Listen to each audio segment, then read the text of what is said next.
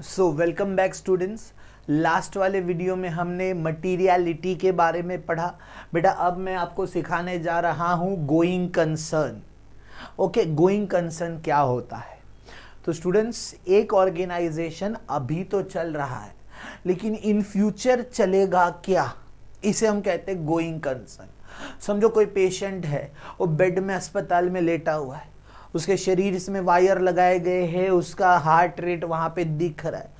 जब तक ऐसा फ्लक्चुएशन से गाइस वो आदमी जिंदा है, एक बार लाइन ऐसा हो गया तो आदमी खत्म। तो स्टूडेंट्स, गोइंग कंसर्न भी ये है कि ये कब तक चलेगा, बिजनेस कब तक चलेगा, गाइस कोई काम कर रहे हो कब तक चलेगा, it is called going concern. तो इसका ऐसे है 570 SA स्टैंडर्ड्स ऑफ ऑडिट 570 में गोइंग कंसर्न के बारे में लिखा गया है। स्टूडेंट, मीनिंग देखिए, गोइंग कंसर्न एक ऐसा फंडामेंटल अकाउंटिंग अजम्पशन है जिसमें it refers to the intention and ability of the entity to exist in the near foreseeable future. Example देता हूं, कोई फर्म गाइस जो अच्छा प्रॉफिट नहीं कर रही, कोई फर्म जिसको काफी साल से लॉस हो रहा है, कोई फर्म जिसमें स्ट्राइक हो गया, मैनेजमेंट गाइस खराब हो गया है, तो ऐसा फर्म जो डूबने की कगार पे है, तो हम ये अज्यूम करते हैं कि गाइस नियर फ्यूचर में क्या वो फर्म चलेगा। इसको हम गोइंग कंसर्न कहते है। चलो आगे आते हैं। Relevance for auditor, generally balance sheet से सब मालूम पड़ जाता है कितना एसेट से कितना लायबिलिटी, इससे पता चल जाएगा कि फर्म आगे चलेगा कि नहीं चलेगा। गाइस अदरवाइज फाइनेंशियल स्टेटमेंट देखना पड़ेगा, जिसमें हम कहते हैं ना कि भाई profit loss, asset, trading account है, ते सब कुछ देखना पड़ेगा और फिर मालूम पड़ जाएगा कि भाई आपका स्टेटमेंट ट्रू एंड फेयर है, क्या आपके स्टेटमेंट के हिसाब से आपका फर्म आगे चलेगा कि नहीं चलेगा। अच्छा, indicator of absence of going concern, मतलब आपका फर्म कब बंद हो सकता है फ्यूचर में, ये इंडिकेटर है। मतलब जैसे गाड़ी को लेफ्ट जाना होता है तो लेफ्ट साइड का इंडिकेटर देते, राइट में राइट साइड का इंडिकेटर देते, तो सेम वैसे ही गाइस फर्म चलेगा तो क्या इंडिकेटर है और डूबेगा तो क्या इंडिकेटर है। बेटा डूबने वाला इंडिकेटर देखो, आपका नेट वर्थ नेगेटिव है, यानी लायबिलिटी ज्यादा एसेट कम है, तो बेटा आपका फर्म डूबने की कगार पे है, गले में पैसा नहीं है, गाइस फाइनेंशियल रेशियो सही नहीं है। अच्छा, या फिर कैश फ्लो ही साला नेगेटिव पोजीशन में है, ऑपरेशनल लॉस हो रहे हैं आपको, गाइस आप अपनी लायबिलिटी पे नहीं कर पा रहे हो, क्रेडिटर से कॉम्प्रोमाइज नहीं कर पा रहे हो, आपका लोन है जो भरना बाकी है, जो फ्यूचर में भरने का प्रॉब्लम से गाइस आपको credit purchase items, cash purchase terms, ये सारी चीजों में चेंज किया गया है। तो वी कैन से दैट इस हालत में गाइस बिजनेस का आगे सरवाइव करना कठिन है, मुश्किल है।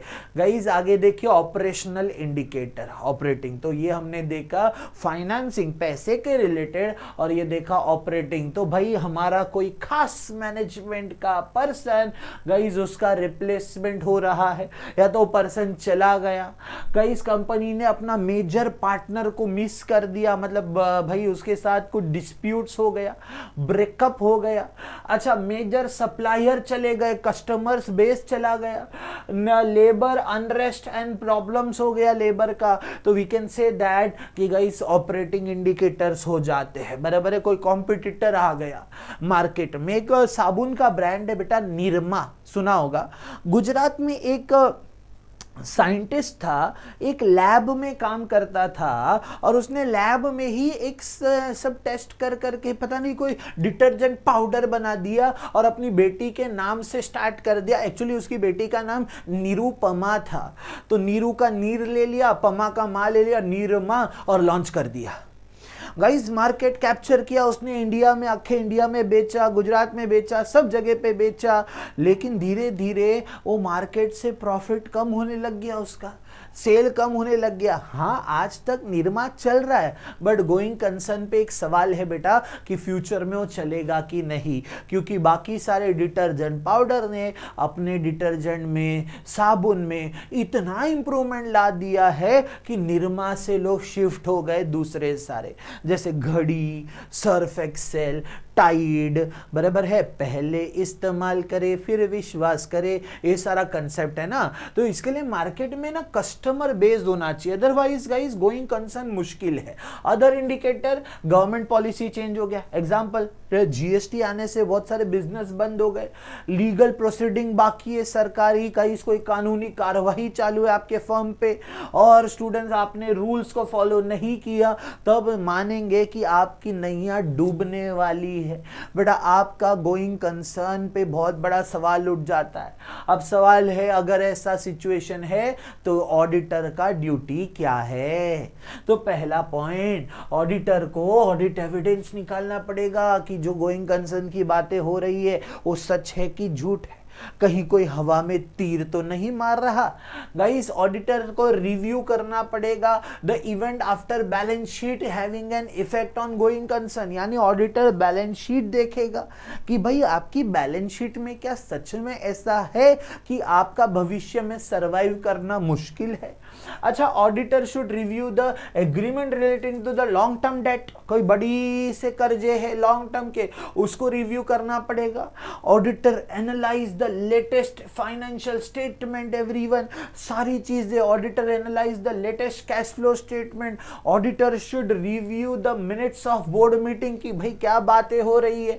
अच्छा, auditor should obtain the legal opinion regarding the pending cases, मतलब आप जो बोल रहे हो कि आपका फर्म बंद हो जाएगा, उस बंद पे सबूत इकट्ठा करो कि सच में बंद हो जाएगा। ऑडिटर को मैनेजमेंट के फ्यूचर प्लान्स को रिव्यू करना पड़ेगा, बेटा ये फ्यूचर प्लान्स है।